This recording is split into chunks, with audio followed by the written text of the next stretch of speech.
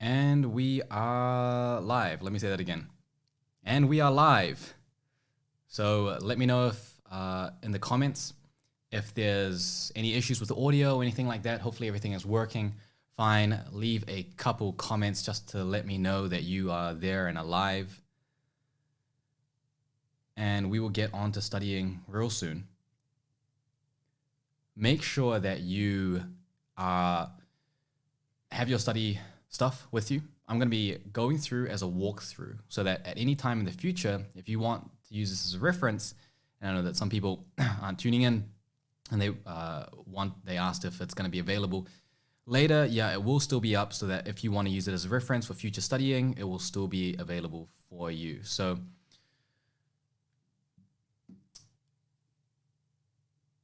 I'm sorry, Natasha, for being a minute late. And yeah, OnePlus 7 Pro.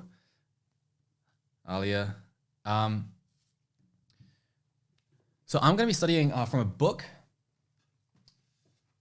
And it's a reasonably dense book. It's on like business growth and marketing and stuff. This is the type of stuff I study these days. And I'm going to be aiming to cover, I've said 50 to 100 pages. I don't know how much I'll end up getting through, but I'll certainly be aiming for 50 to 100. Now, I haven't looked at this at all, okay? So this is completely fresh. First things first, let's just set up our environment. Make sure that you've all got your studying equipment and stuff with you. I am a little bit underprepared because I've got some snacks, some grapes. I'm going to get a drink, and I need to get my tablet so I can start writing notes on it as well. So give me a sec.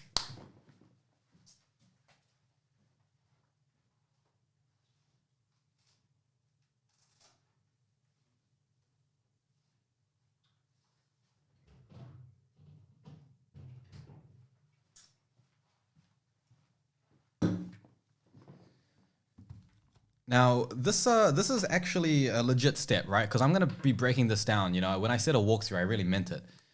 You want to make sure that you don't have to get up for any real reason. You want to, once you're in flow, you want to stay in flow for as long as possible. So things like getting a snack, getting a drink, you know, things like that, those are legitimate steps that I would really take to make sure that I'm going to optimize this environment and create a focus zone around me. If I really, really need to focus, then I'll even sort of close off behind me, you know, that screen that I've got just over there. I will sort of shell myself inside it. So make sure that you're all set up. Get all of your resources in front of you. That might be lecture slides, that might be whatever material, and just clear out your space a little bit. You know, 5 minutes spent on just prepping your environment to allow for an efficient system is going to go a long way. So for me right now, all I need is my tablet to write notes on, Infinite Canvas. I use an app on Windows called Leonardo. If you've got an iPad, you should be using an app called Concepts. Try not to use apps like GoodNotes because it doesn't have the infinite canvas, and that's really the main benefit you want from digital notes. If you got Android, you can use an app called Squid.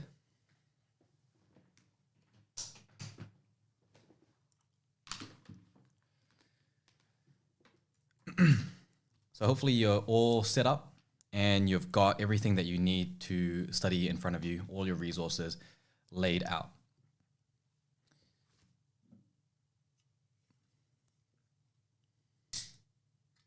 You have to listen to this in high definition. Hope you enjoyed that.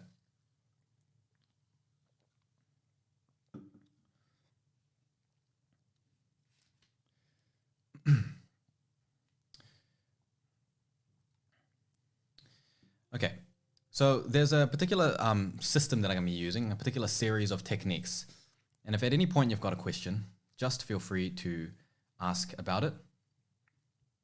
But I'm not going to be doing a whole lot of stopping when I'm in it, and I'm obviously going to be a lot more quiet when I'm actually, you know, in there and actually really studying. So I'll look up at the chat every now and again just to see if there's been anything that's popped up. But otherwise, I'm really going to be focused on just getting through this stuff and studying it as quickly as possible. Give me just one moment to adjust my canvas.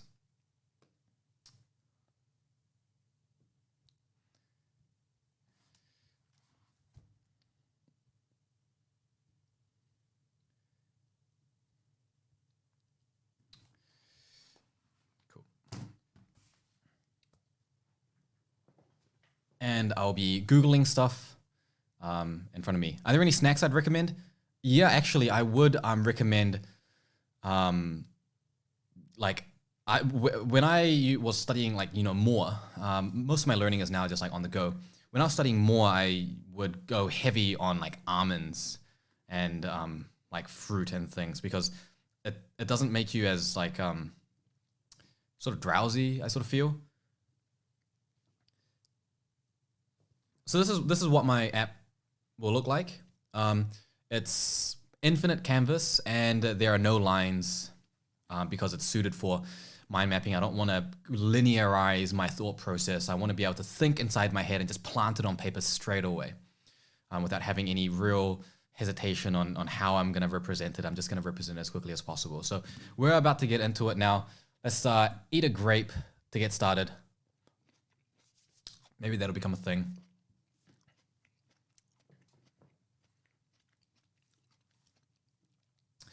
If you don't have your study stuff in front of you right now, make sure you do that real quick. So the first step, I'm going to outline this first, is that it's going to be a little bit,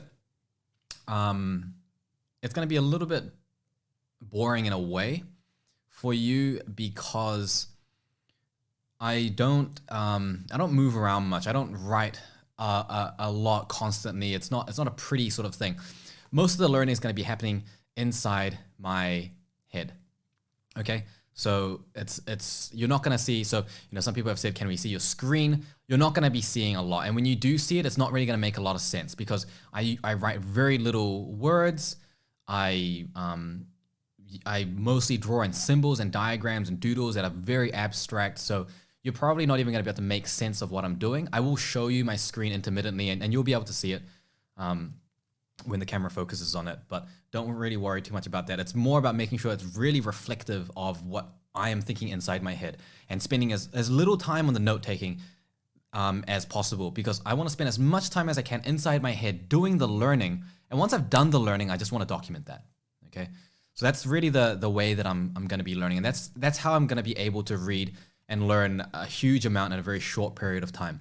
It's because I'm spending very little time on the note-taking and so much time on very rapid idea generation and hypothesis testing and going back and forth within it so that it's not going to be a big issue there.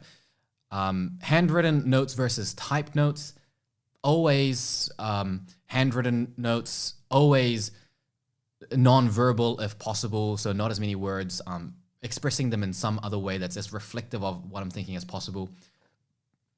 Sorry, and the only time I'd really use typed notes is if I have a very specific purpose. So for example, if I create challenging questions for myself that I want myself to answer in a couple weeks from now, which is a technique which I call breaching questions, which I'll probably cover in another video one time.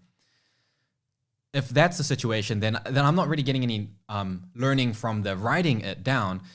I'm getting learning from the thinking about the question and creating a really difficult question. So that I can just type that, but I don't need to do that for like my day-to-day kind of learning. When I have day-to-day learning, I want to be able to think, and just document that instantaneously in as short amount of time as possible. So if I'm learning for an hour, I might spend maybe 5-10 minutes on writing notes, and that's going to save a lot of time. And I know that's probably the reverse for a lot of other people.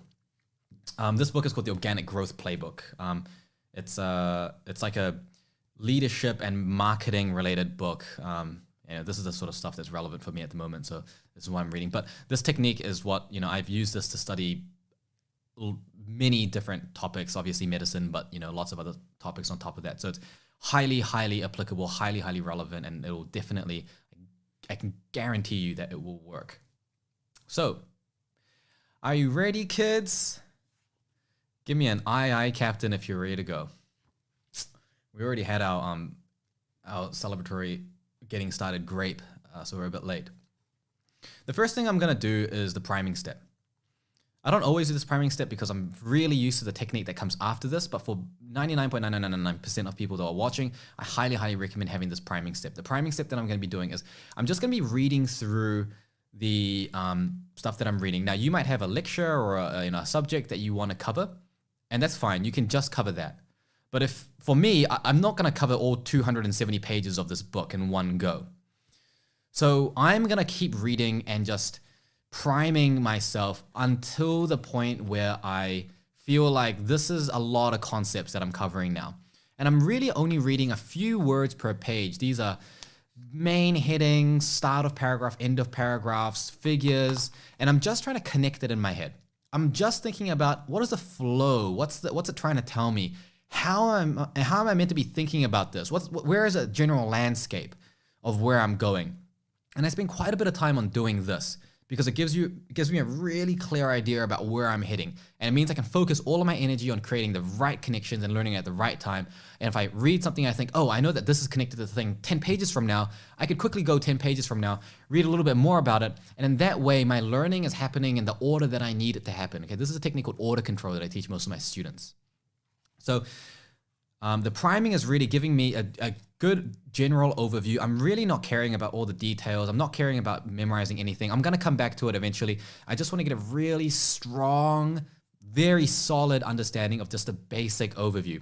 And that's going to give me an idea of how many concepts and how deep those concepts are and how dense the material is, which is going to dictate how much I'm going to be able to get through in one single setting. I pretty much just go until I feel like my brain is going to explode, and then I just contract all of it in by linking and simplifying it.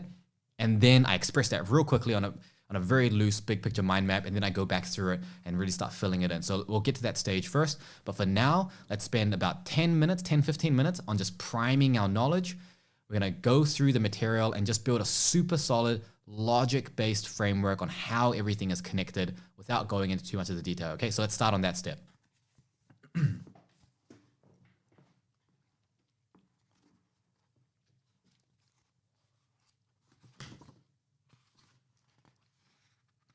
Oh, sorry, we haven't started for very long yet, but little tip. So there's an idea of sensory distraction or sensory deprivation. This increases the rate and quality of connections that you're creating and breaking. It increases creativity as well.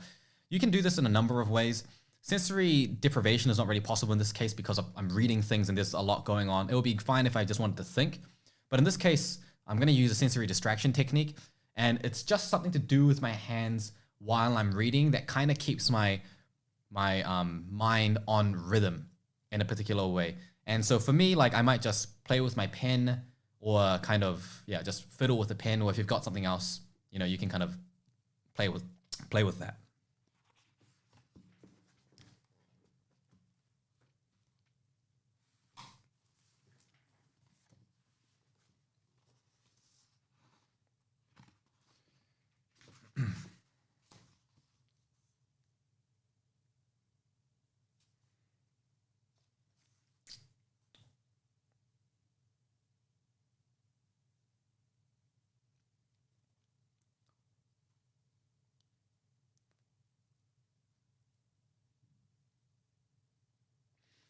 By the way, right now, I'm just reading the contents of the book. That's all I'm reading at the moment. I'm just spending some time understanding the contents, and that's another way of priming for me as well.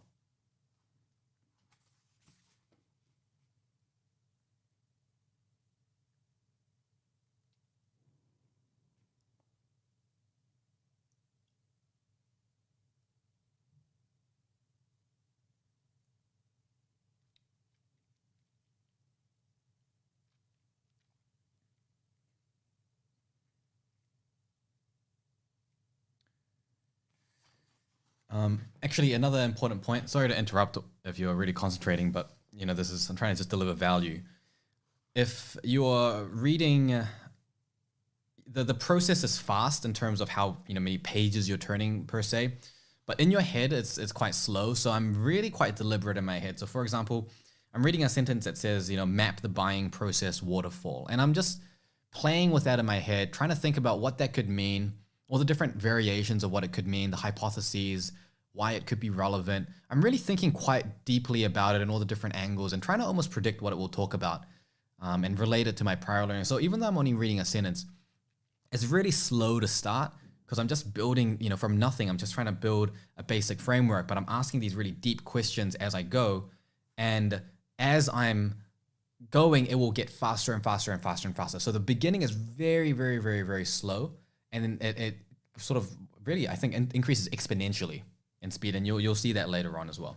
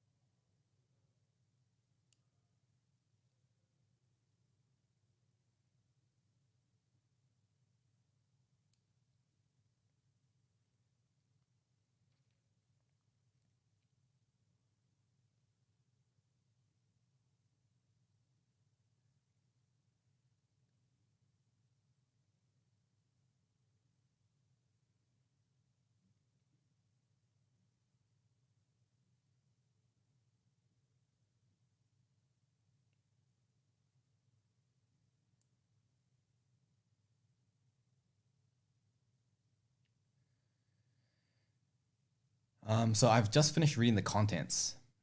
So that's, really how I go. How do you avoid passive reading?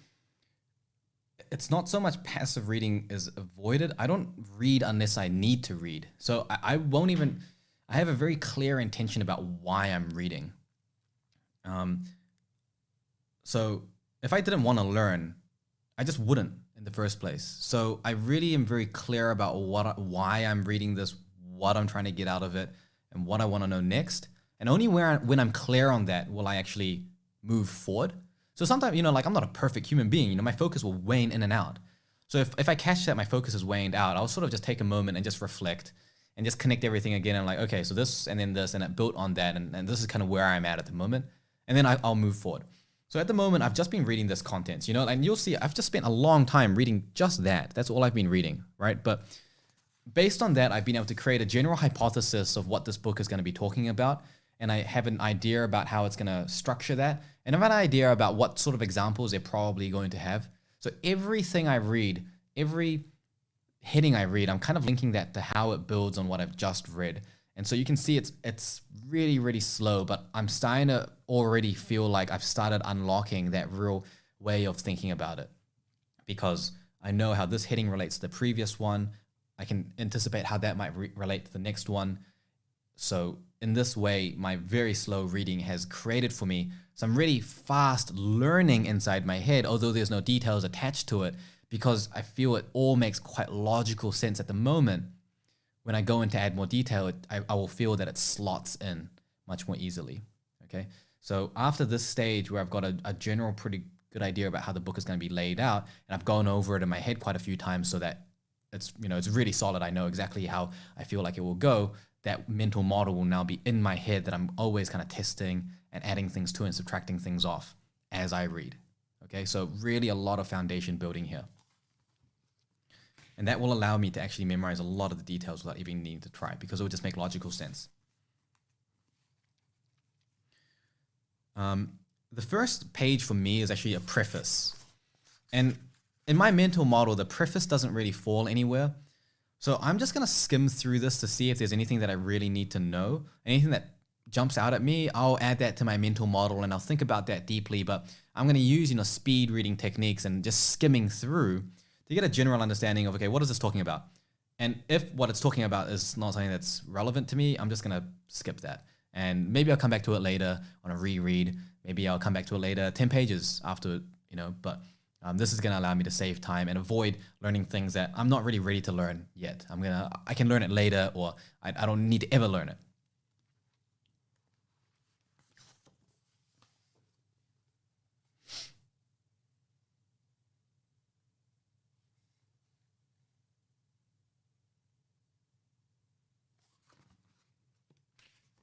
I also do read pretty fast, but that's another technique as well. There will be videos about how to speed read, but the speed reading as a technique is not like a major thing. It does make it faster, but it's not make or break. These techniques will work if you're dyslexic.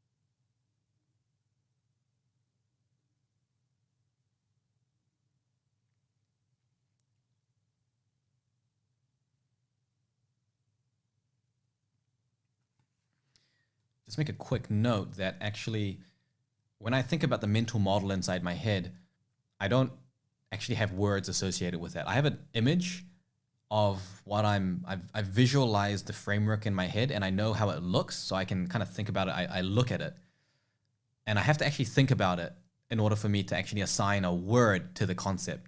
So I've kind of visualized, I read the word and I turned it into a concept, and I visualized the concept, and I'm tracking that. So It's kind of like I've thought about it, I've processed it, I've re-expressed it, I've held it in my mind, and now that's what I'm working off of. And so for me to reconvert it, I have to sort of translate my mental image again. But it's actually much faster to do that because an image is much easier to hold than like 10 different words across like a process map.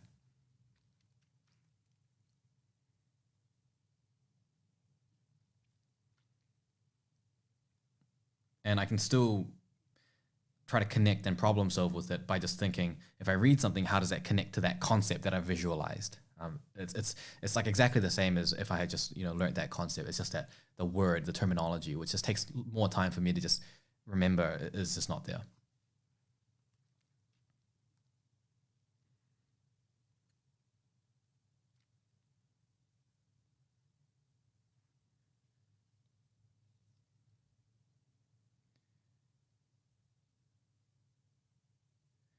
Um, how did I develop this method? I developed this method through tens of thousands of hours of experimentation and thousands of hours of reading research.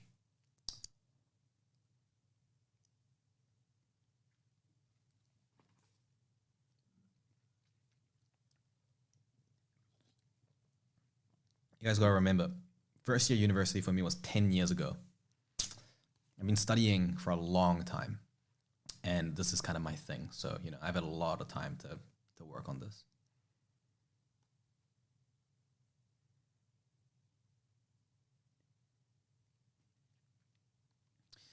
What kind of images do I imagine? I'll actually draw out what's in my head for you. I normally wouldn't draw this out, and in fact, for the sake of making the technique like more genuine, I'll show you and then I'll rub it out again. So what I have in my head is this.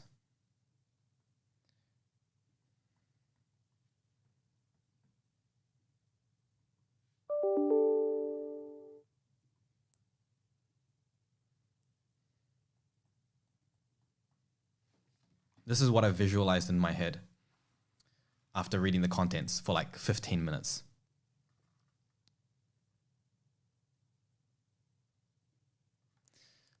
That's what I visualize. Each of those elements represents a different aspect of my mental framework. And like I said, it looks like nothing, which is why I said that it's going to be pointless for someone to try to like just watch my screen because it will just mean nothing. But for me, when I look at this, it makes a lot of sense. So just for an example, I'll kind of narrate what it's about. The first thing over here, this represents, and because I'm doing a marketing related thing, this represents mapping the buying process waterfall. This arrow represents segmentation based on propensity. This represents identifying key drivers for consumer behavior.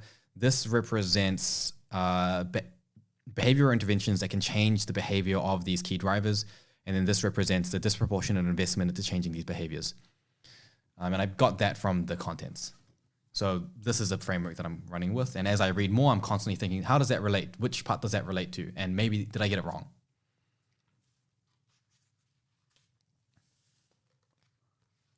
So you can see that I kind of know what the book's talking about without even actually knowing anything about what the book is talking about.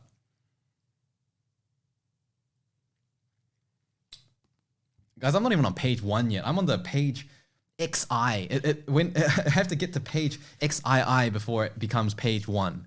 So this is what I mean. It's slow, but in my head, I feel that things are starting to come together very, very quickly and organically. It doesn't feel forced. It doesn't feel unnatural as such. It feels very natural, but it does feel uncomfortable. And that's the important thing, is that it does feel uncomfortable. There is confusion. It's just that I'm not escaping it. I'm looking and probing at that confusion and asking it the question, hey, what are you confused about? What do you want to know? And I'm looking for that information. So I'm embracing that confusion and then going with it and then simplifying that information in my head, right? So a lot of that learning is in the head. It's not about the pages you write. It's not about the pages you flip. It's not about, and I know I said 50 to 100 pages in 1 hour. It's just because that's probably what it's going to end up as a natural consequence. I know I'm running out of time, but I'm not really worried because I feel like I can feel that I'm going to speed up much, much faster after this.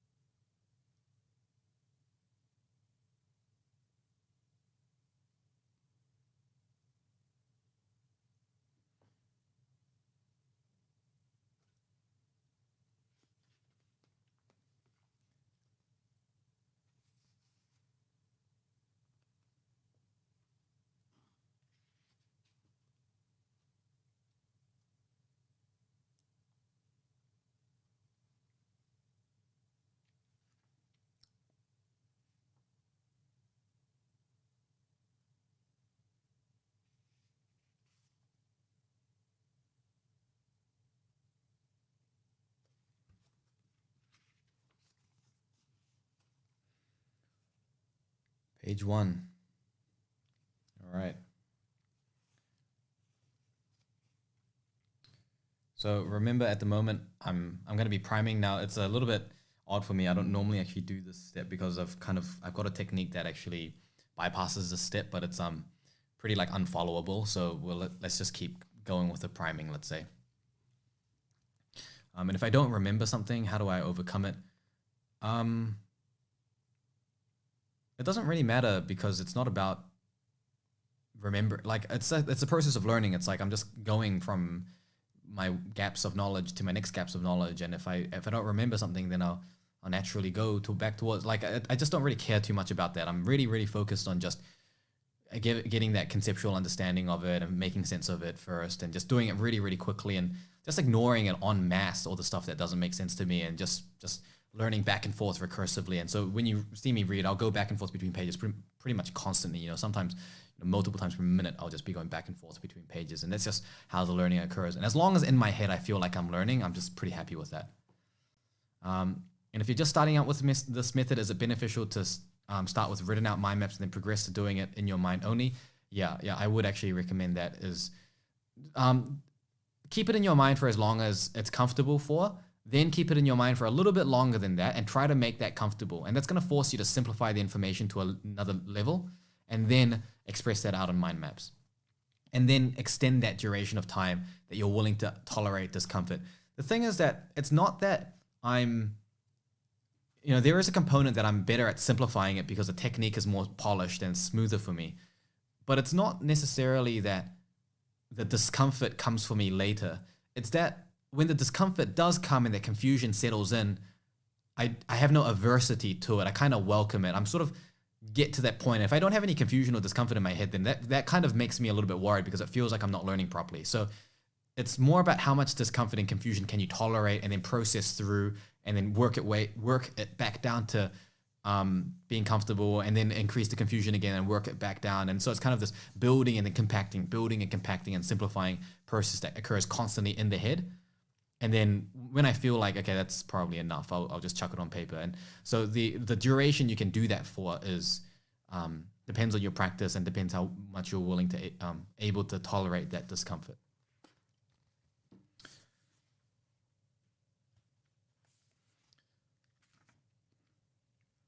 So I would normally just start reading through that and go through that process, but I will do a quick prime through all the pages and just see what I'm dealing with first, and that will just give me an outline. And then that will take me just a couple minutes, and then once that's done, we'll get on to the next part, which is kind of much the same as the extension.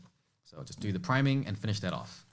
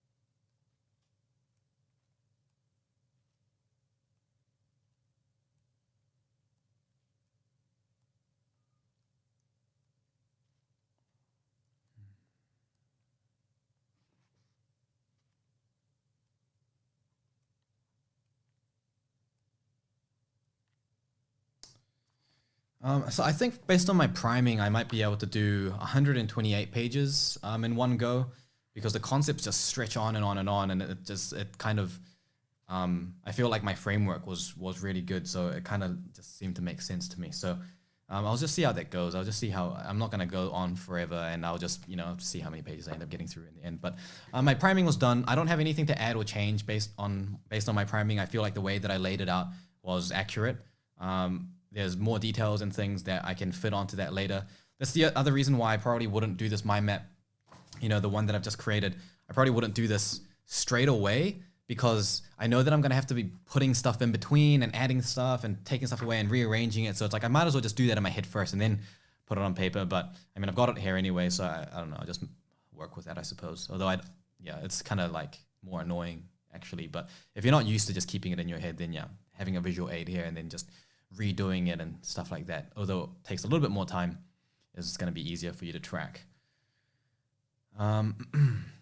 Do I listen to any study music? I used to listen to Study Music Project. Kind of depends. Lo-fi hip hop, just classical music, like rain sounds, white noise, stuff like that. It depends. My office is like pretty quiet, and I'm feeling pretty focused, so I don't feel the need to do that, but it can help create a focus and concentration environment.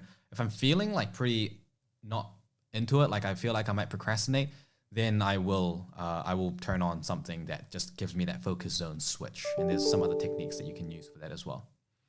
And yes, the video will still be available after I finish the live. If you don't have time to stay, then you're welcome to leave, but don't, because I'll just be alone here reading my book. So I finished my priming step. Now I'm gonna go from the beginning, and I'm gonna go through, and I'm just gonna learn, and I'm gonna be very curious, and I'm gonna be really inquisitive, and I'm gonna make sure that I'm not gonna be reading anything just for the sake of reading it. I'm always going to be thinking, why am I reading this? What am I trying to get out of it? What's my intention? That's the most important thing. All the other speed reading techniques or whatever are useless unless that is clear. That's the thing that makes the biggest difference in terms of your ability to consume information, is why am I reading this? For what purpose? How will I apply it? And how can I simplify it? Those are the questions that I've got constantly going on in my mind. And then that's the lens through which I view all the information. And as soon as that lens turns off, I stop and I rediscover it, and then I start again. And I'm constantly building that mind map in my head as I go, and just trying to hold on to it and testing hypotheses. So if you're familiar with Bloom's taxonomy, you can have a look at it. If you're not familiar with it, what I'm doing is I'm aiming to get higher levels of mastery straight away, rather than wasting time on the lower levels of mastery, like just remembering or understanding it.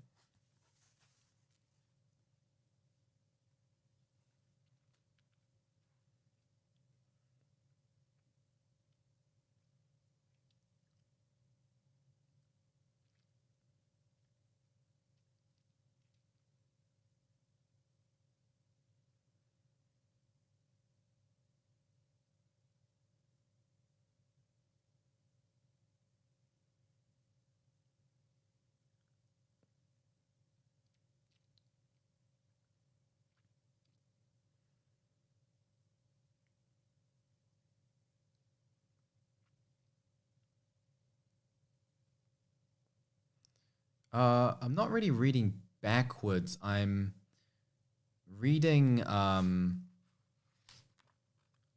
like I'm reading, and then I'm thinking, like I have an idea, and then I'll go back to just read it again and just see if that kind of makes sense. Some like, yeah, like I don't really know what I'm doing sometimes, because like in my mind I'm just constantly jumping back and forth, and I'm like, okay, thinking about that, and I'm like, oh wait, was that like that? And then I'll just keep doing that. So I do kind of like to, yeah, that's kind of why when I read, like I sort of hold my book and I'm like constantly kind of marking pages, so I've got like quick ways to go back and forth. And that's kind of the reason why I don't really like using a Kindle. Not that there's anything wrong with a Kindle, but because I can't really get that speed of just like going back and forth with like electronic.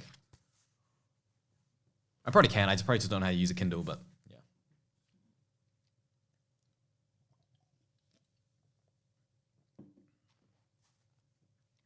You guys probably thought that when I was gonna do this, I was gonna look like super stressed out, like ultra focused doing it. But actually, it's a very relaxing process inside my mind. It's just that it's really active, and I'm using my energy and using my time effectively, which is why it's not really stressful. It's pretty easy to kind of learn this way once the technique is there and the habits are formed. It's not really, doesn't require a lot of like intelligence per se. It's just like a well-oiled habit.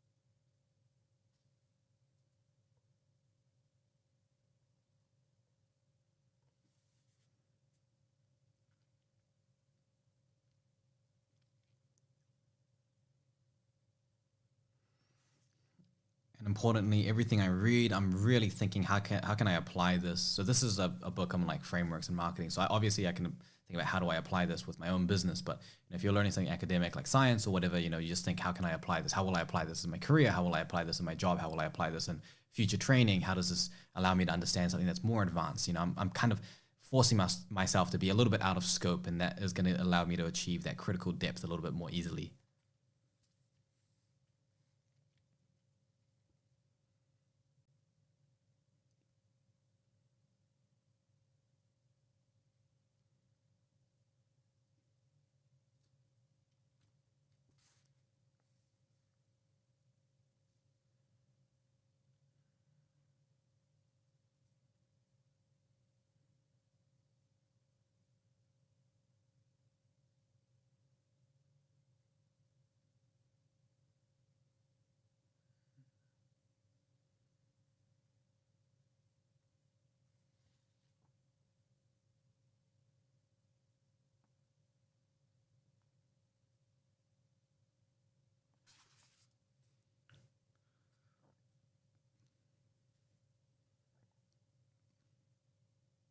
Hey, actually, the most important thing is that you need to subscribe and like the video. I see there's only been 2 likes,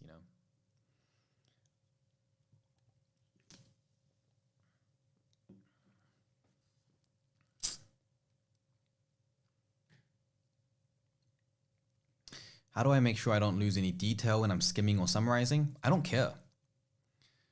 I don't care what detail I'm losing, because I know that my objective is to learn it as deeply as possible anyway. So I'm gonna learn it at some point. And if I don't learn it now, I'll just learn it later. Learning doesn't happen in one go. You're gonna see me do this in one go right now, but that's not where it ends. I own this book. I'm gonna go back to it. And when you're studying, you're gonna go back to it. You're gonna revise it next week. You've got so many chances to pick up on the detail, and the detail only makes up a minority percentage of what you need to actually learn. And spending your time worrying about the detail is going to drain all of your time, because it just takes so long to figure out what the hell it means, that you're just going to be shoveling in heaps of time to learn all these details that you're going to forget anyway, because you don't know where it fits. So I prioritize my time on, right now when I need to learn it for the first time, I just want to know how to understand it. And all those little details that I think, oh, okay, that's a detail that I should probably come back to, I might make a mental note of it and I'll just skip it. And the thing is, sometimes those mental details, by the time I finish studying, it's like, oh, yeah, like I still remember it because it got consolidated kind of indirectly. And then a week later, I might go through and just see, hey, what details did I miss? And I can just mop that up. And maybe when I read it it now makes a lot more sense. And maybe it still doesn't make sense. And then I might chuck those on flashcards if I know I'm going to be assessed on them. I'm obviously not going to be chucking them on flashcards because me being assessed on the stuff in this book is literally the outcome of success in my life. So there's other ways that I can apply my knowledge.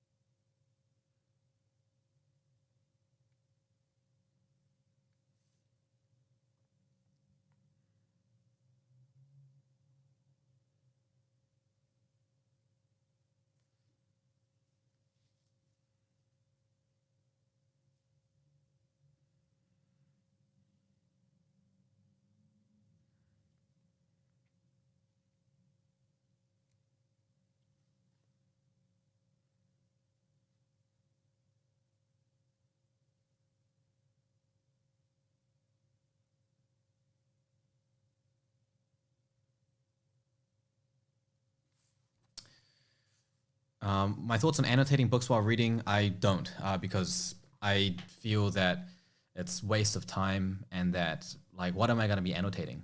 Like, my thoughts? Like, the thoughts came from my head. It's in my head already. I can just leave it in my head. So I don't need to annotate, and I don't think it's really useful. I think it's very passive. I think it's a way to cop out on feeling that confusion and discomfort.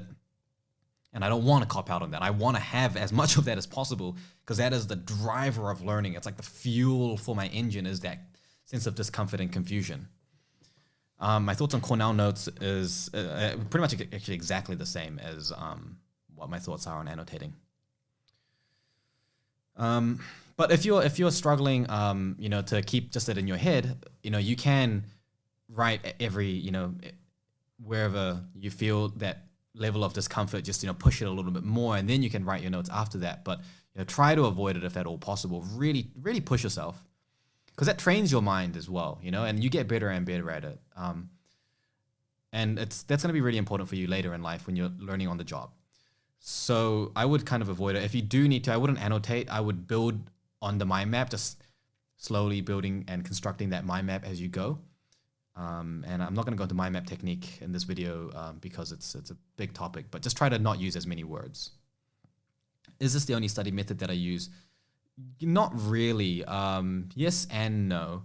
This is one variation of the study technique that I use, and there's multiple different study methods that I teach students, a lot of different study methods that I teach. This is the one that will work for me for this purpose right now. And so that's the one that I will use. But this is also the study technique that would work for, pretty much any student wanting to learn really anything, actually. This is really foundational sort of stuff. The technique requires a bit of practice, and it's a completely different way of learning, I'm sure, than many people are used to or even know is possible. But it is effective. And I guess one of the differences between kind of the advice that I give versus the advice that you might see anywhere else is that the advice that I give is actually field tested. It's like, it's stuff that I know works with not just myself, but with thousands of other students. And it's, aligned with research and things like that as well. So it draws on certain first principles and foundations and some certain aspects of learning psychology, but it's not, it's not the only way that you can spin it. You could create your own version. And in the course that we're about to push out in a couple months, it will, you will be able to see how you can create your own study system and why certain techniques should work and what you should have and what you shouldn't have and all of that sort of stuff. Yeah. So, Barry, I'm studying for my life. I don't have exams to study for, but I'm studying in order to be able to apply the information to my actual life. So I've very focused learning, and it's on marketing. Actually, I looked up for a particular reason. There's this thing in this book that's a series of bullet points. You can see that. And going through these bullet points, I don't really want to be trying to memorize all of these bullet points. So this is where the idea of just trying to simplify the information comes in. I'm going to read this and I'm just thinking like, okay, what's the trend? Like what's the 1 or 2 key takeaways that they can, what are they trying to tell me? And that's where I'm focused on. And if I think they're going to assess me on the specific key differences, I will make a note of that. I will come back to it later. And I'll chuck those in flashcards so I can just memorize them. But for now, right now, where I'm focused on just learning it, I'm going to simplify it to the key takeaways. And then later, I will come back and just fill in all the little gaps and just memorize the specific details of it. And the thing is, by that point, it might already be so obvious that I don't even need to memorize it. And that's the benefit of just this kind of smart skipping, is that you get to save time where you can save time, and you're not ever really, sort of never ever wasting time in any of this process. You're focusing on exactly what matters, which is internally building the learning inside your head. And anything that you miss, you're going to be able to come back to it anyway. You never lose that opportunity, but it means that you're not wasting time in the first place, where 80% of your technique is just burnt on things that is just not going to work anyway, or you're going to forget it anyway, or anything like that. So it's really just taking control of the order in which I'm learning, and prioritizing what I need to know right now, what I need to know later, and then building the system around that. And that's how you can save a lot of time, really a high amount of time. Like, I'm really serious about how much time you'll save. Like, not 10-20%, we're talking like 4 to 10 times the amount of time. I always say that. No one believes me, except for my students who get that. And I think there's like few of my students actually watching this now, so that you will know what I mean by like literally like pentupling your study speed.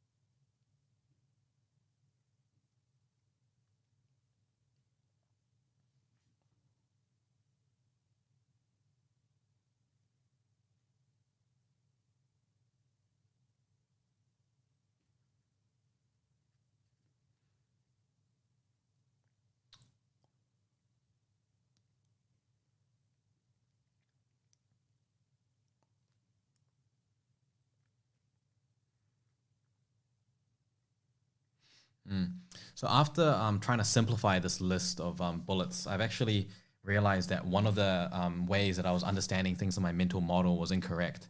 And this is like great, because this is like a very transferable change. So actually, this way that I'd understood it is incorrect, and actually it's meant to be like this. This is like reversed, so it's really counterintuitive for me to do this. But yeah, it's actually meant to be like that, and not like that, which is not rubbing up. But yeah, so that I got that wrong the first time, and now I know the way it's meant to be. And because of what's called the hypercorrection effect, I can, like, I know that even better now, because I dared to be wrong. Now that it's corrected because of the hypercorrection effect, the hypercorrection phenomenon, now that knowledge is actually going to be stronger than what would have been otherwise. So I win no matter what.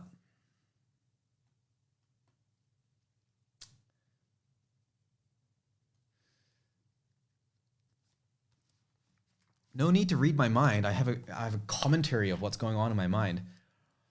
It's really just very much there's nothing advanced. It's just I ask myself a couple key questions. How can I apply this to my life? How can I apply this to what I've already learned? And how can I make this simpler to understand?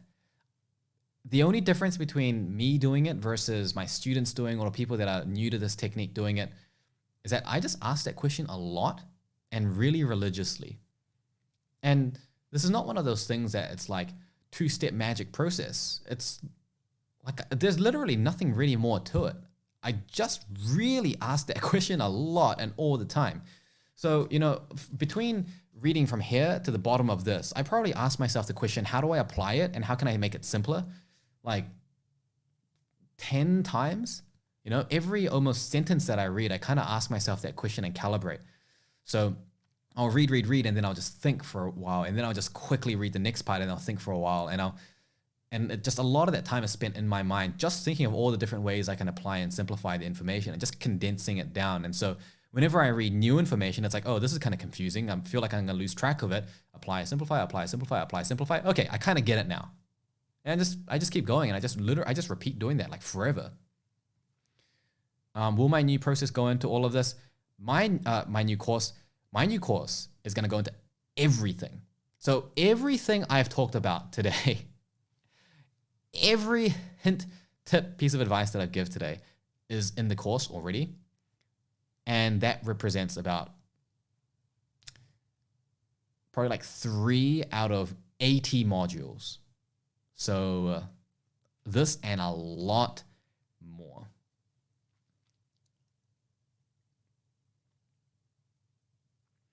By the way, this technique, if you're new to this, don't worry about succeeding or something like that. Just worry about giving it a go. Don't be afraid to fail. It's a technique that works. I can promise you that it works. I guarantee it. I guarantee it so much that with my course, it's kind of like, if it doesn't work for you, just get your money back. So it definitely works. But the reason that it wouldn't work for some people is that they don't actually commit to it and try it. So just give it a go. If it doesn't work, you have nothing to lose except for 30 minutes, an hour. But you really need to commit to it and just be embracing that discomfort and just giving this kind of learning the opportunity to start changing the way that you think. And with enough time and practice, you get to reap the benefits of all that effort rather than spending the same amount of effort on something that doesn't work. It's like, if I'm going to be sweating anyway, I might as well be sweating, and getting further for the same amount of, sweat energy.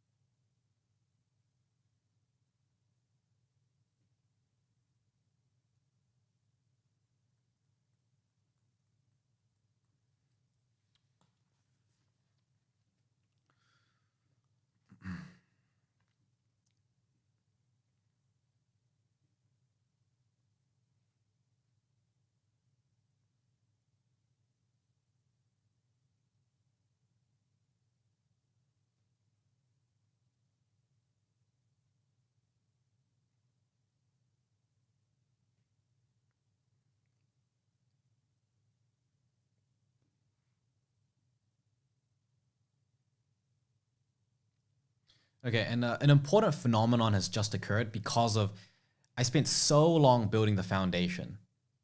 I'm on page 8, by the way.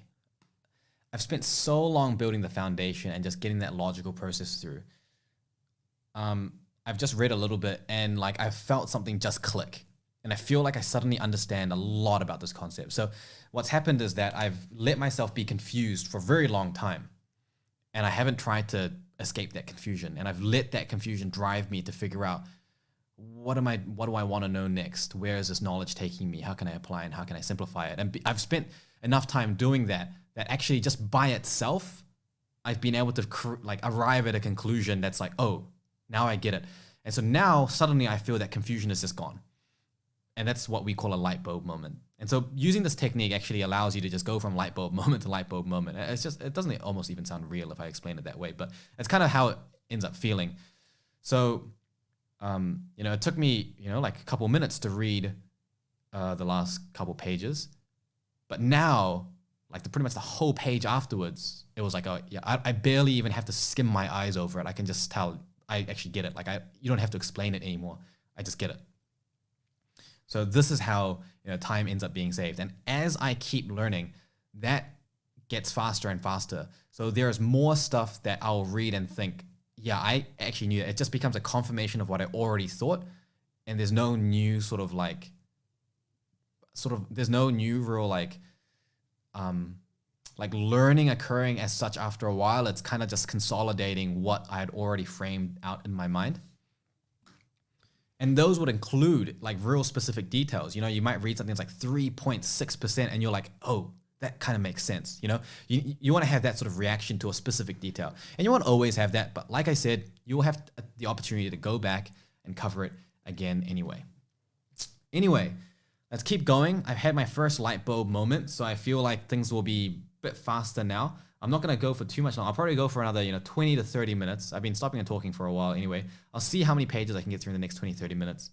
But I'm feeling pretty good about this so far. And you can see it's pretty relaxed looking. Nothing too crazy out here, but a lot that I'm trying to go through in here.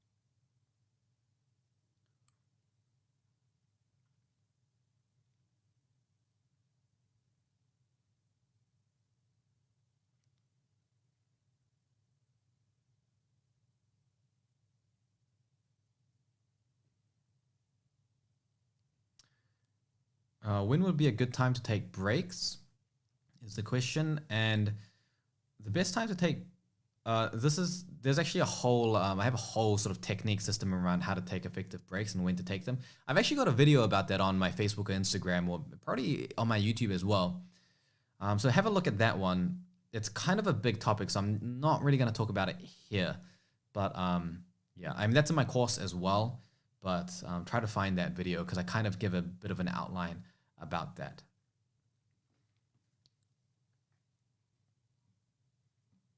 Long story short is kind of you have to take breaks whenever you feel you need to.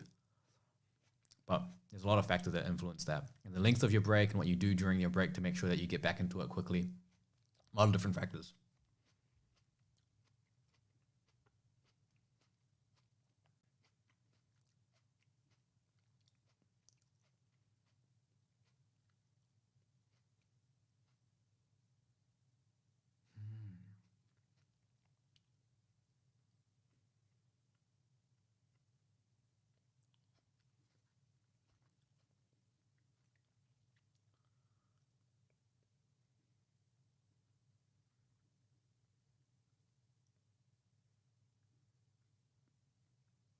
I've just read something that has like increased my confusion in my head by like a big amount. Like I read it and I'm like, whoa, like I don't really get it. I can't wrap my head around it. So in my mind, I'm like, apply a simplify, apply a simplify. And I'm just doing that in my mind right now, which is why I've got my thinking face on.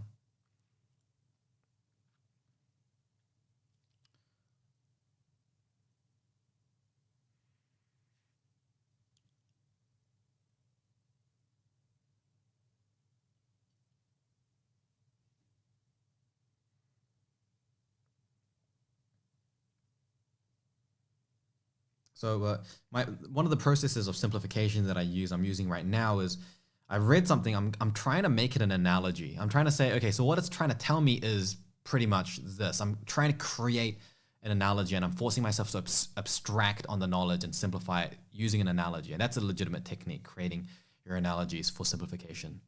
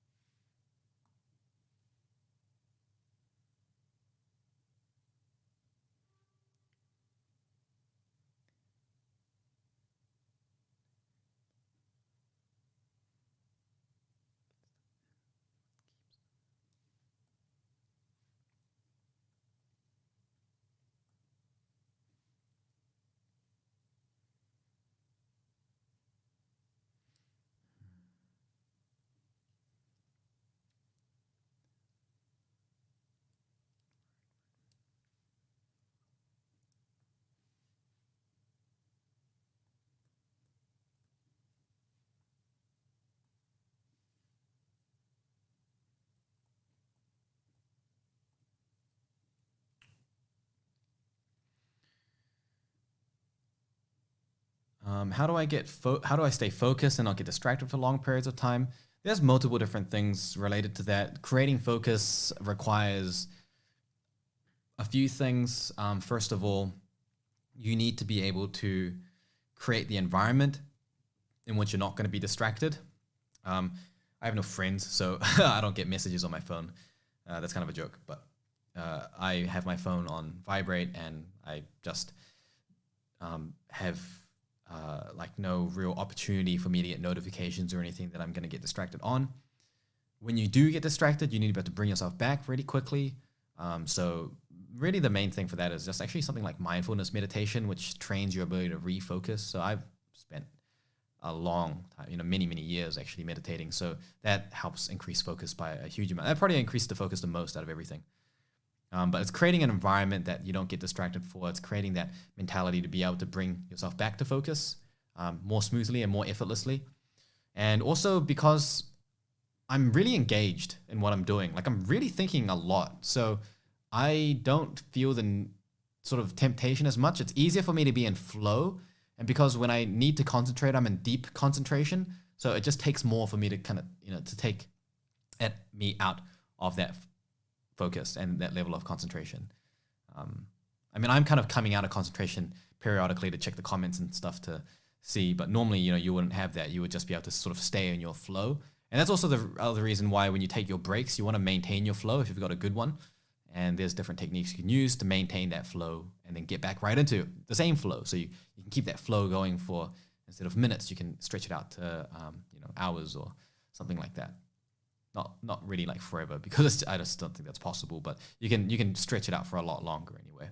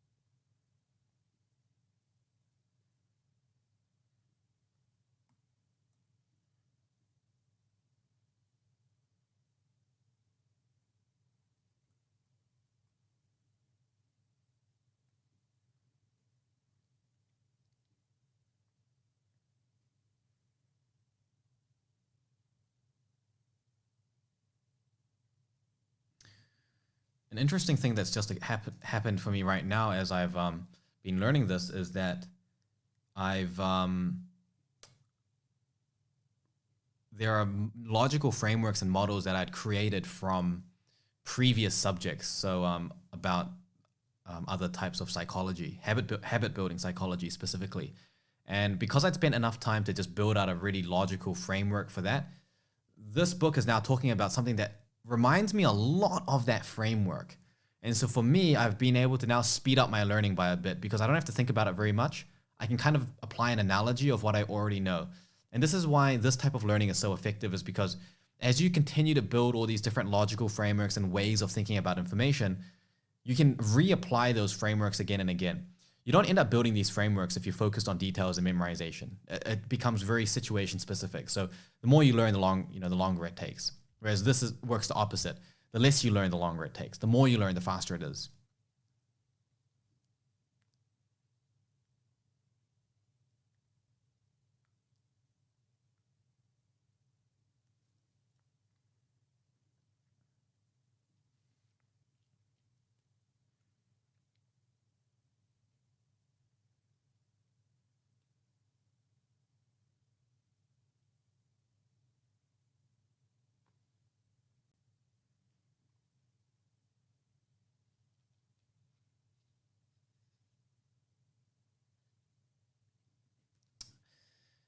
Another thing that I'm going to do now is I've just read this paragraph and I feel that it does not adequately explain for me what I wanted to know, like it did the previous paragraphs. It hasn't broken down this particular concept as well as I wanted to. I actually know that this particular concept is going to be explained in a lot more depth about 20 pages from now. So because I want to know that right now, that's what I'm curious about. I'm going to go ahead and flip ahead to read that so I can answer my question. I'm not going to learn everything there is to learn on there, but I'm just going to answer that question. By the way, I'm only on page 11 at the moment, but I have probably close to 99% retention on everything that I've learned so far.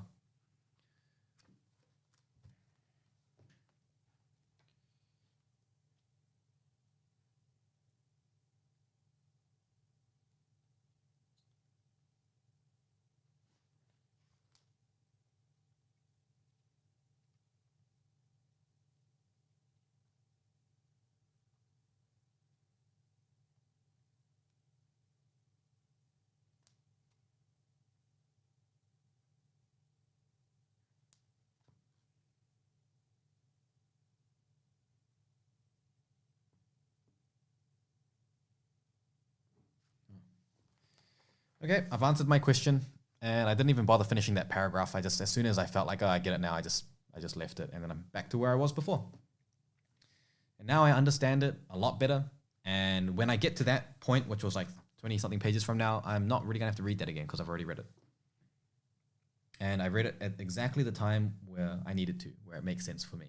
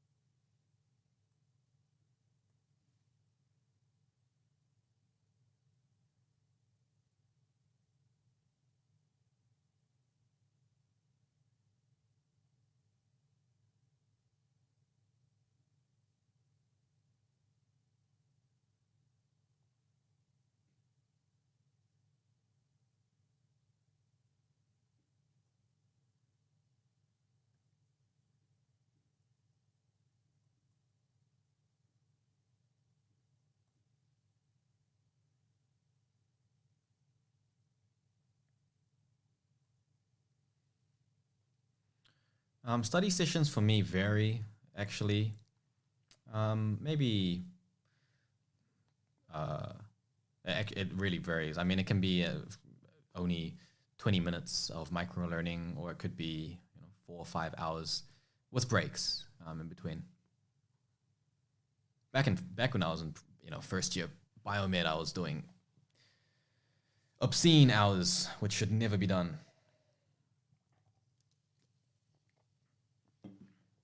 At least not without breaks.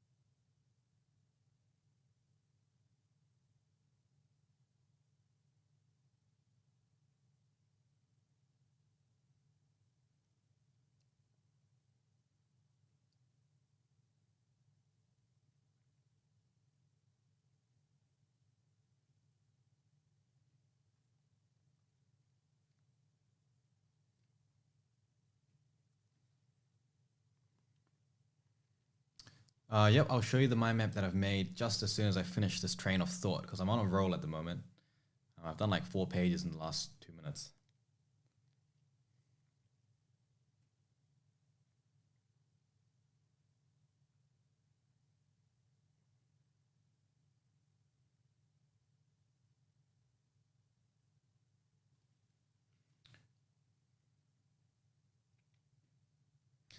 So I'm really feeling that exponential increase at the moment. So quite a few things clicked for me over the last sort of 15 minutes, and now I'm kind of able to do, honestly, like it's so easy for me to read right now that I can actually read whilst talking.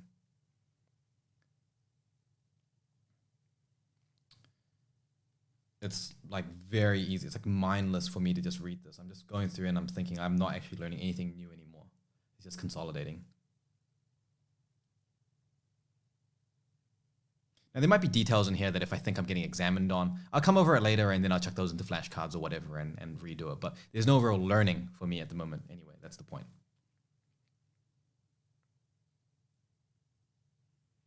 Now, I'm quite lucky in that this book is really well written, actually. So it's in the order that I need it to be. Most lecture material and class material is not like that. So if I was doing a lecture, I would be going back and forth like crazy, like how I did before when I wanted to know the answer to this. So I looked 20 pages ahead. I would be doing that constantly because it's so unideal, most lecture material. But this book is written really well. So I don't actually have to do that. Well, not much at least. By the way, a book being written well, it's not about whether it's written well or not. It's about how well it is for you as an individual. That's the main thing.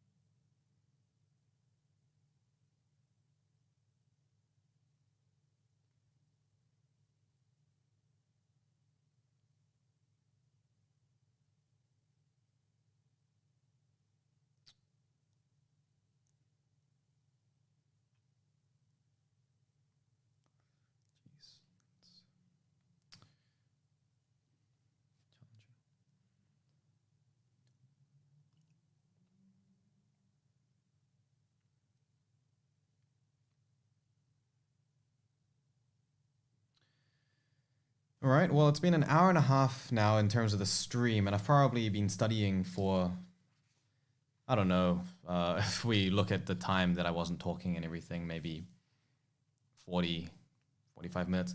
I'm on page 33 at the moment, and I've got a really high level of retention for everything so far.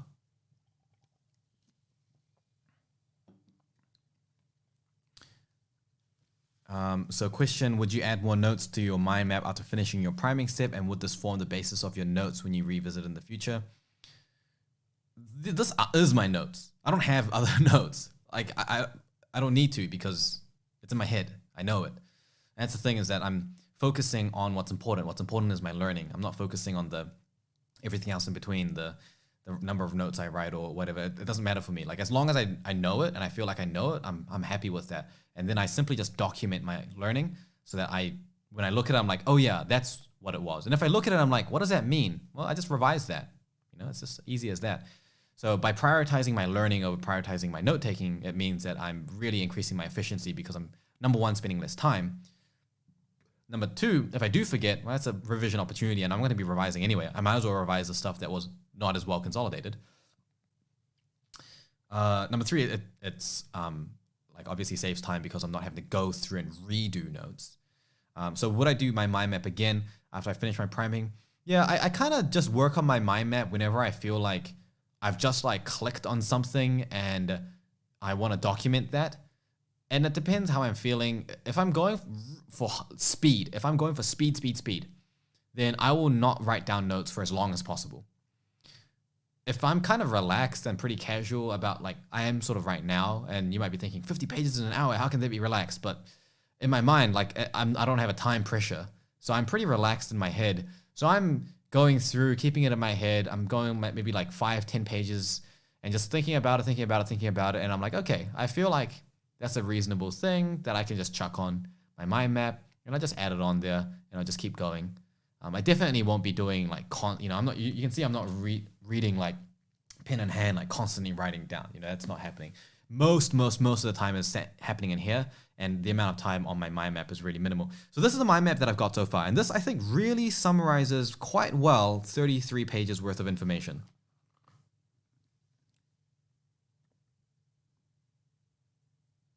So when I look at that makes a hell of a lot of sense for me.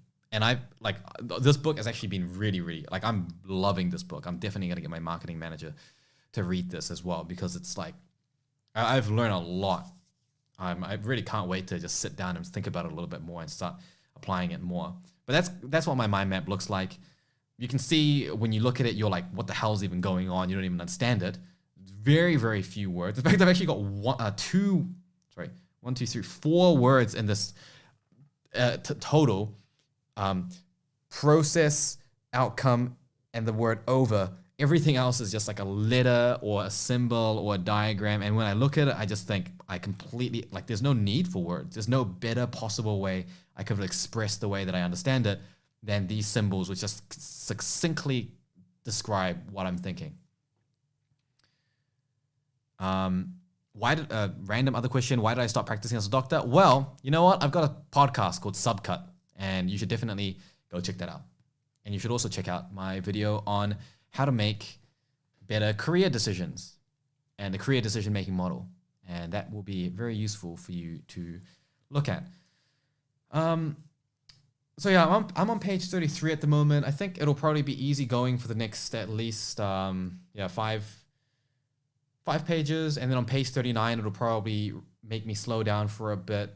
And then I'll probably be able to speed up for the next sort of few pages. Yeah, it's up to you. I mean, I'm probably gonna keep going for a little bit longer. Up to you if you want me to stop it now or you want me to keep going. I'll let you comment on that. If you've seen enough, it's gonna be much the same. You can see how it's going. You've seen my mind map, and until so I'll just keep going for a little bit since I'm on a roll, and I'm probably not gonna finish. Like. I'm done for the day. It's like 9:30 p.m. I'm not gonna keep studying forever, so I'll just do a little bit more and call it a day. And I reckon I'll just get to page 50 or something.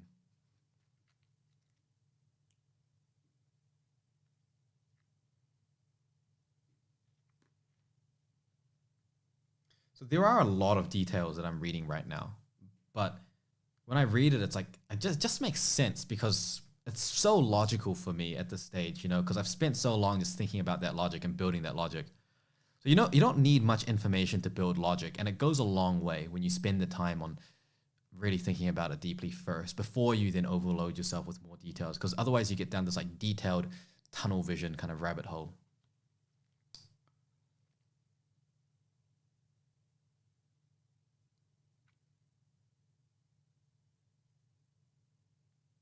And by the way, if you'd missed it before, the most important thing that you can do while you're studying is like and subscribe.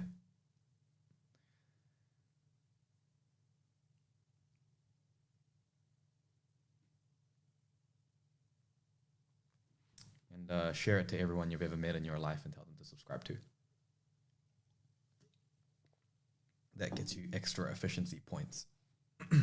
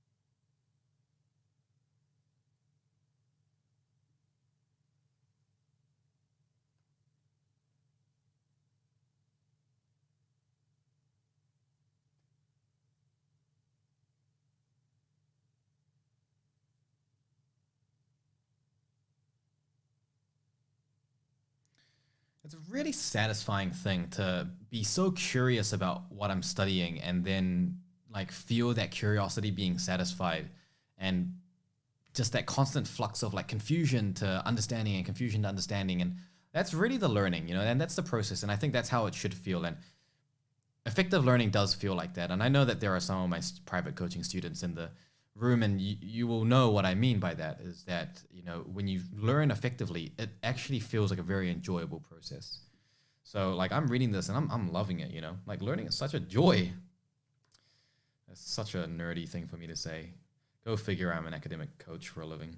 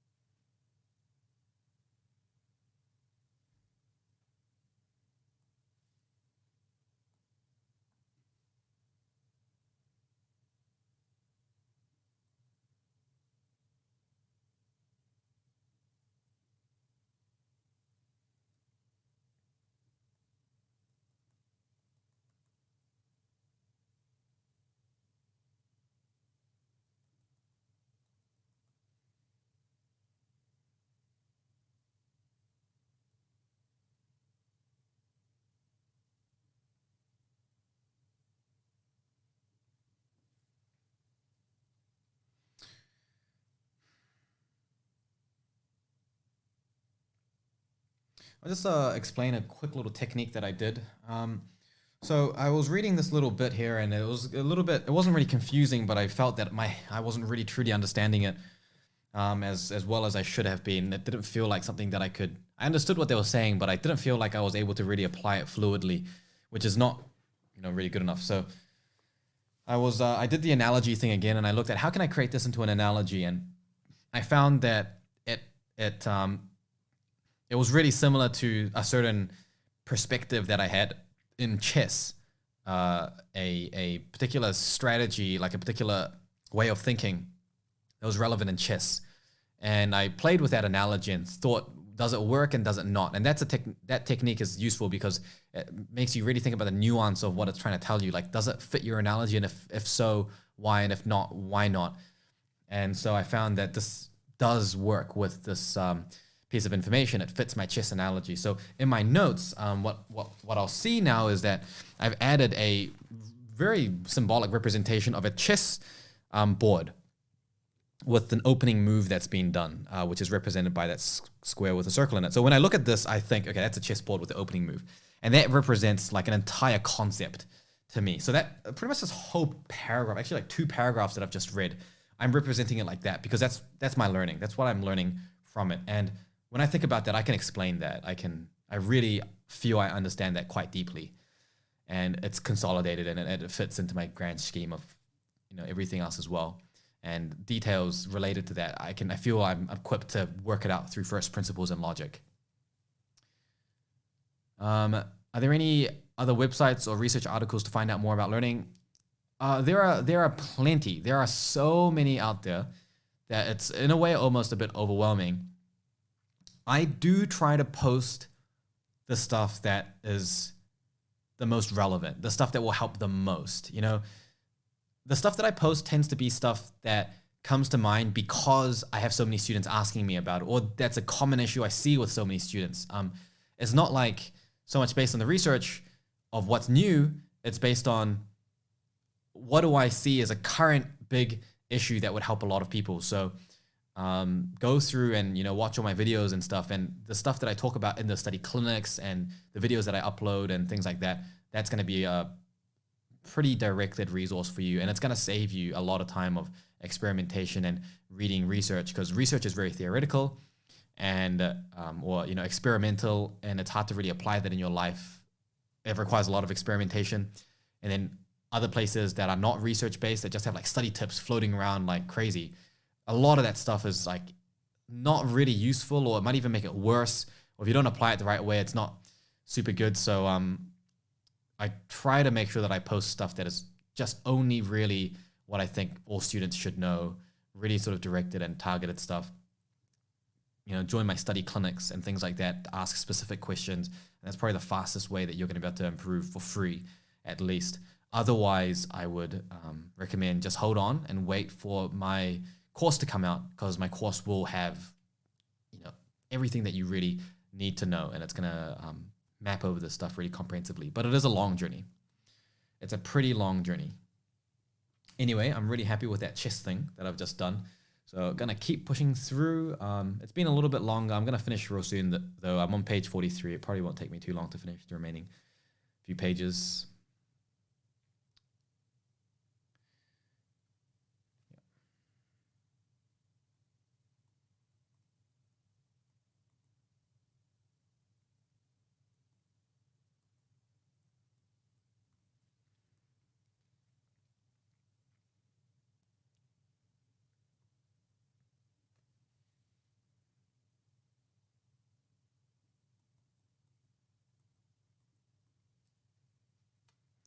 Yes, I heard of Thomas Frank. I've watched a lot of his videos, and he has really high quality content, and I've never actually seen something that he's uploaded that I really disagreed with. I do think that sometimes the nuances aren't communicated as much, because I know that some of those techniques, when you teach them to students or anyone, there's a lot of different ways that it can be applied, and a lot of people will apply those techniques and not find them so useful. And so I think realistically, it's not possible for him to probably apply it that much. And a lot of it is based on his personal experience rather than experience coaching other people through it.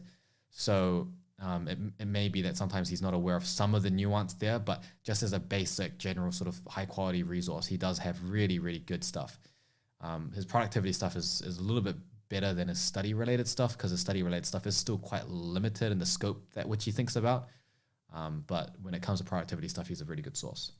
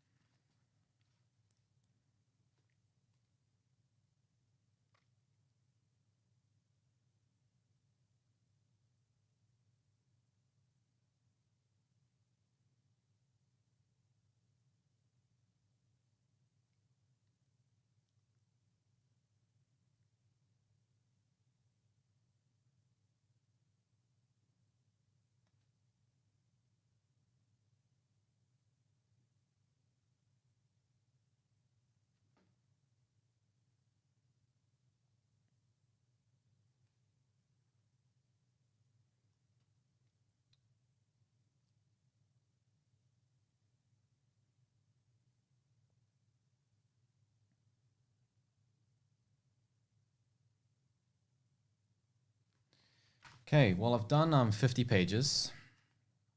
And well,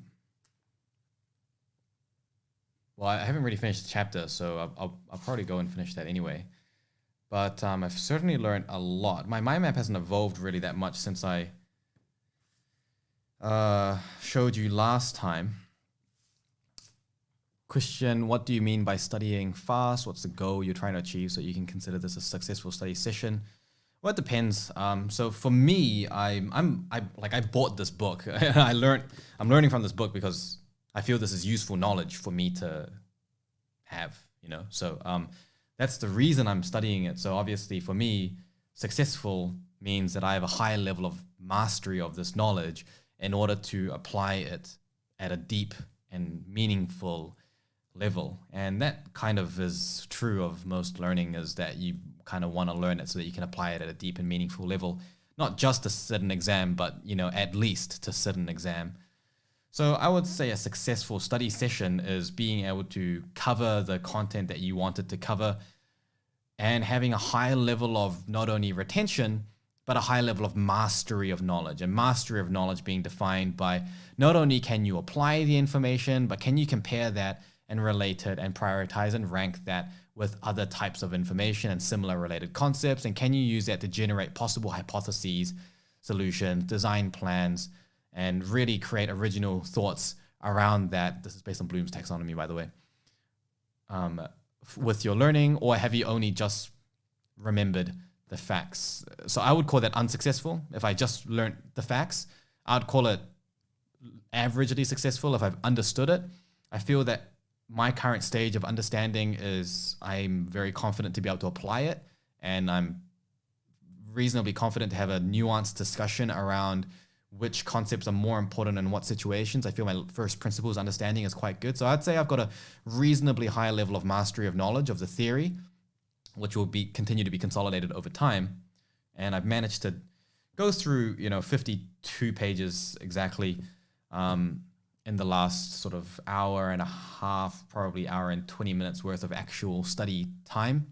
It's a little bit slower than I'd said, but if we account for maybe flow breaks, something like that, I think I could stretch it out, fit it into an hour. So I'm just going to stop the video here because it's been going on for a while and I don't want people to watch this in the future and just it's longer than like a full feature length movie at this stage. So I'll end that here. And if you have any further questions, please leave them in the comments. I'll keep answering them for a few minutes and then I'll turn it off. And if you've got any further questions, just make sure to follow on Facebook or Instagram. Ask them through there. I almost every single day post up on Instagram, what are your questions? And I do my best to answer all of them. And on Facebook, at least once a month, if not more frequently, I hold a live study clinic, which I know that a lot of you have already been on. So have a look at that as well. If you want me to do more of these study with me, sort of where I study and I kind of narrate what I'm doing and the processes and you can get more familiar with them, then you can let me know and I'll schedule another one. I think YouTube's a good platform for doing this because Facebook is laggy as hell for live sessions. And I'm really happy to do it again. But yeah, make sure that you leave any questions if you have any and tune in for the next ones. How many grapes did I eat? Leave that in the comments.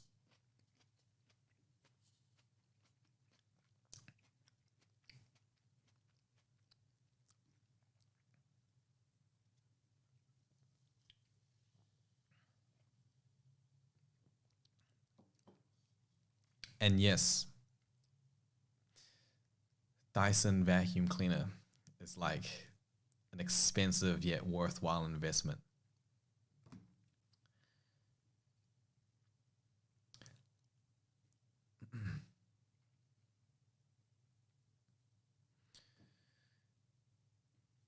I don't plan on migrating my study live sessions onto YouTube. I think I probably would rather, but I don't really know how many people have been watching this. It actually doesn't really tell me, which is kind of annoying. It says that there have been 97 playbacks, which I have no idea what that means. I think I get a little bit more engagement on Facebook, so probably I'll keep doing them on Facebook until my YouTube subscribe count is a little bit higher. But I actually prefer YouTube. What do you think? What's better for you? Do you like having these live sessions on YouTube, or would you rather have them on Facebook?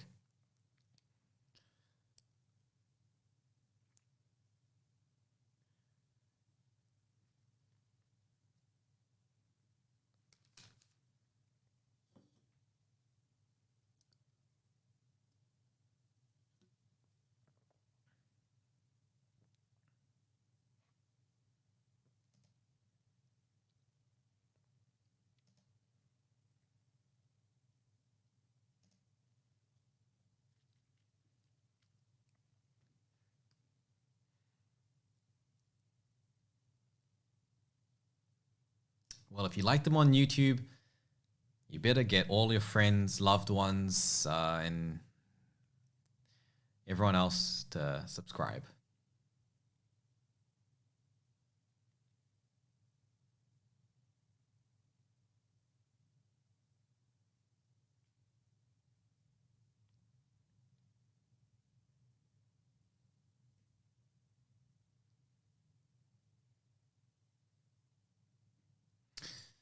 Alrighty. Okay, we're gonna cut that there. Thank you everyone for tuning in. We'll we'll pick it up next time. The next live study clinic is going to probably be maybe next weekend. These days I'm pretty busy with doing the course stuff and I haven't figured out a regular schedule for doing these. Let me know in the comments if you have a particular time that you'd like me doing these study live clinics. But it's pretty partial to sort of my schedule these days. So I just fit them in wherever I can. So if the at the end of this, the video will be available. And if you watch it again and you end up thinking about questions, just leave a comment on it, and I'll just keep monitoring the comments to this and keep answering those. And if you haven't already, you should really subscribe, because that's just like, that's a given.